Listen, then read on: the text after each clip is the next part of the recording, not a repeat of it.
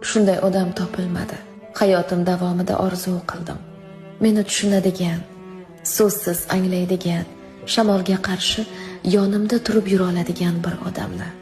Og'ir kunlarimda ko'zlarimga qarab, men sen bilanman deyishini xohlardim. Har narsaga qaramay qolishini, lekin shunday odam topilmadi.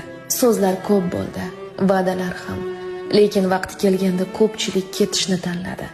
Qiyinchilik tushganda ko'pchilik jim bo'ldi. Meni haqiqiy holatim bilan qabul qiladigan, niqobim ortidagi haqiqatni ko'ra oladigan yurakni izladim. Ammo yuraklar yoki yopiq edi, yoki yuzakilik bilan to'la edi. Men suyangan bo'lishim mumkin bo'lgan yelka qidirgandim. Lekin u yelkalar ko'pincha faqat quvonchda yaqin edi. Sadoqat haqida ko'p eshitdim, lekin uni amalda kam ko'rdim. Shunday odam topilmadi.